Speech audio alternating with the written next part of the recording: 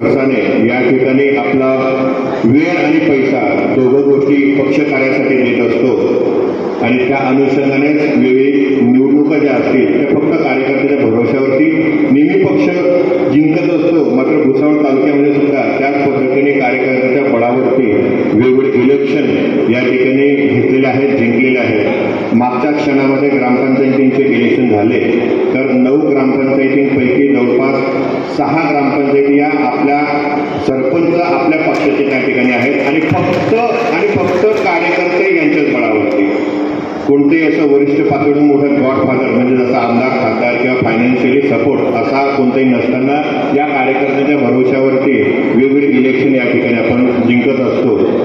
आणि एक अपक्ष ग्रामपंचायतीचे सरपंच जे आहेत ते आपल्या विचाराशी समरस आहेत, म्हणजे आपल्याजवळच ते आहेत. एक प्रकारे म्हणजे 9 पैकी 7 ग्रामपंचायती आपण कार्यकर्त्याच्या भरोश्यावरतीच या ठिकाणी निवडून गेलेल्या आहेत. तरी आपण कार्यकर्त्याची जाण पक्ष हा नेहमी ठेवतोच आणि भविष्यातही ठेवाल अशी एक अपेक्षा मी बाळगतो. आणि या ठिकाणी आपल्या पक्षामध्ये प्रवेश करू इच्छित आहेत सन्माननीय सामाजिक न्याय विभागाच्या जिल्हाध्यक्षा संगीताताई भामरे यांच्या मार्गदर्शनाखाली काही महिला या ठिकाणी प्रवेश करू इच्छित आहेत. त्यांना मी विनंती करतो की त्यांनी विचार मंचावर यावं आणि सन्माननीय निरीक्षक साहेब आणि सर्व मंचावरील उपस्थित नेते मंडळी यांच्या हस्ते आपण त्यांचं स्वागत आणि उपस्थितांचं आणि जो शरद पवार साहेबांना सोडून गेला त्याला धडा शिकवू हा सण तुम्ही मित्रांनो बांधायचा.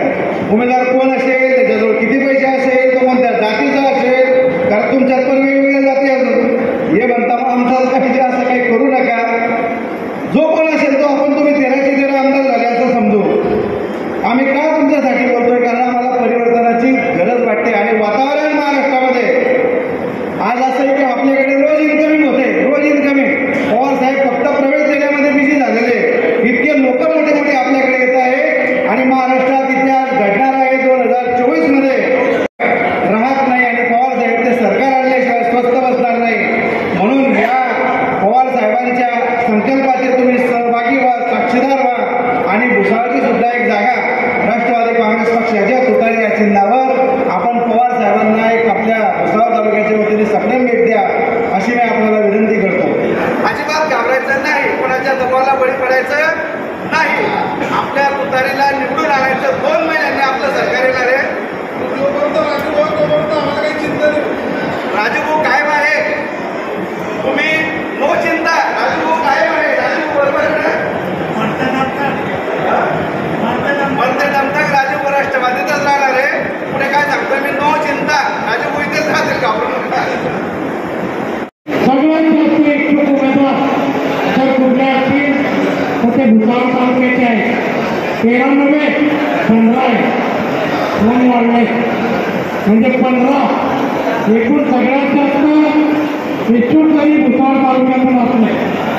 मध्यंतरीच्या काळामध्ये आम्हाला वेगळं जायचं की राष्ट्रवादी काँग्रेस पक्षाला उमेदवार देखील मिळणार नाही. परंतु आता 15 उमेदवार इच्छुक असल्यानंतर समोरचे धाडे करण्यात आहे. 2 दिवसापूर्वी या ठिकाणी विद्यमान आमदार साहेबांनी निषेधाचा कार्यक्रम घेतला आणि निषेधाचा कार्यक्रम घेत असताना निषेध त्यावेळेस केला. त्यावेळेस जर त्यांनी निषेध त्या वळवय्या नेत्याचा केला. त्या निषेधाच्या वेळेस निषेध करत असताना त्यांनी शरदचंद्र पवार साहेबांचा निषेध केला. अत्यंत दुःखद अशा प्रकारची काय असेल तर त्यांनी निषेध केलेली ती गोष्ट होती की ज्या शरदचंद्र पवार साहेबांनी पहिल्याच त्यामध्ये तुम्हाला राज्यमंत्रीपद केलं, पालकमंत्रीपद केलं, आमदार दिलं. त्या लोकांनी तुम्हाला निवडून आणण्यासाठी प्रयत्न केले. त्या लोकांची तुम्ही बैमानी केली आणि अशा निषेधाच्या वेळेस तुमच्या जिभेला काय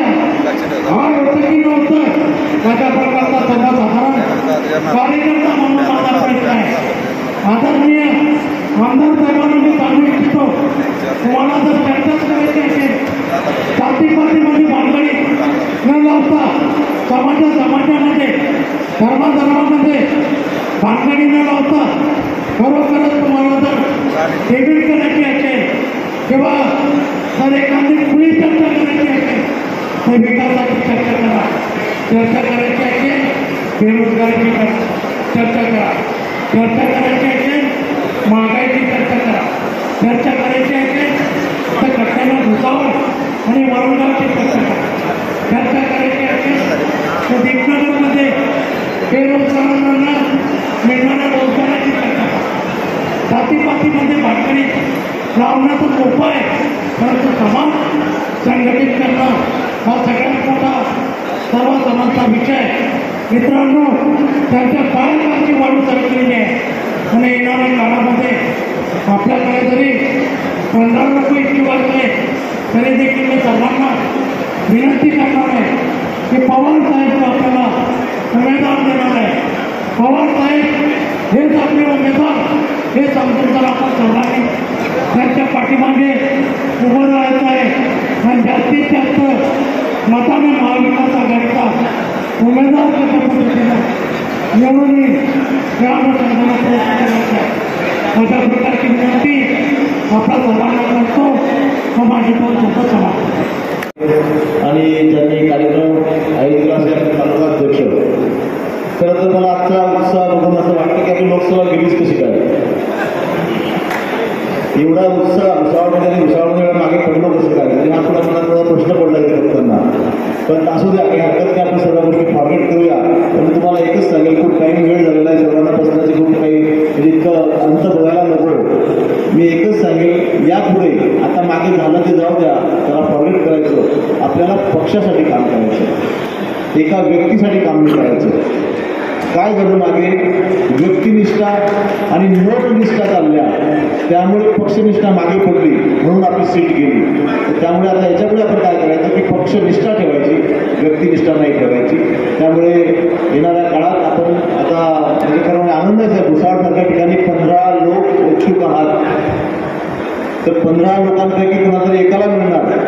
पण आपल्याला कल्पना असेल बाकीच्या 14 लोकांनी असा विचार न करता पुढचा चान्स आपल्याला आहे असा विचार करता का तिथे नाही तर कुठेतरी मिळेल या उद्देश ठेवून आपण त्या माणसाच्या मागे, त्या निवडलेल्या उमेदवाराच्या मागे अगदी ताकदीने उभं राहून ही सीट आपल्याला पवार साहेबांना म्हणजे 85 वर्षांचा योद्धा आज पायाला बिबी लावून पूर्ण महाराष्ट्र फिरतोय. कुणासाठी?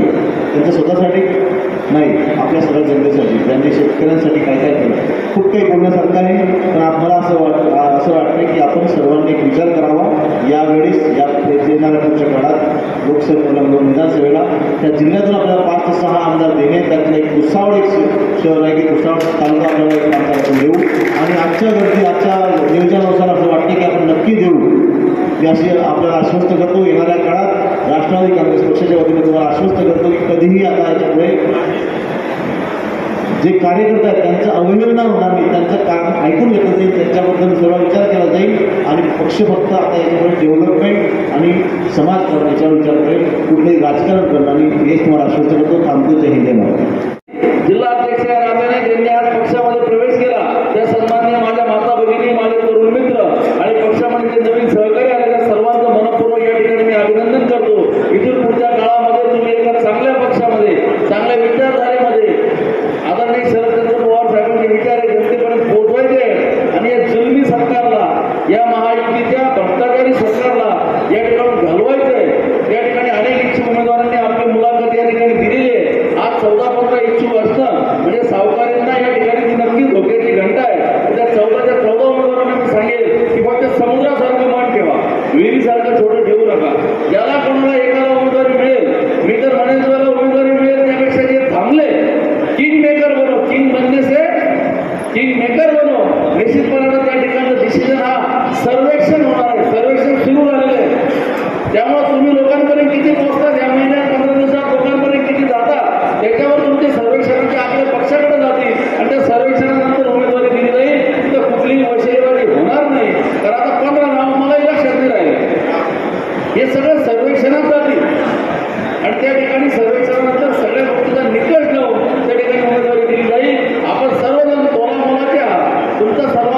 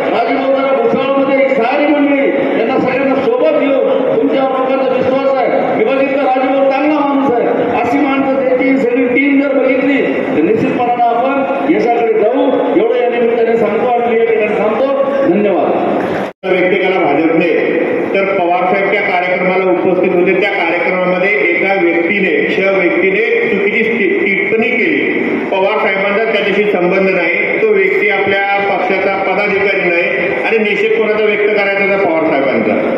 म्हणजे पुन्हा निर्लज्जपणाला कळस त्यांनी गाठलाय असं म्हणायला हरकत नाही. बंधू आणि भगिनी आणि राष्ट्रवादी काँग्रेस पक्षाच्या शरद पवार साहेबांवर प्रेम करणारी सर्व मंडळी, या ठिकाणी जी आपल्याला विधानसभेची निवडणूक आहे, ती निवडणूक कशा पद्धतीनं त्या ठिकाणी आपण लढली पाहिजे आणि आपला उमेदवार जो उमेदवार आपण देऊ तो उमेदवार 100% त्या ठिकाणी निवडून येईल अशी रणनीती आपल्याला या ठिकाणी ठरवायची आहे. 2 महिन्याच्या आत निवडणुका होणार आहे. जबाबदारी आपल्याला फार मोठी त्या ठिकाणी राहणार आहे.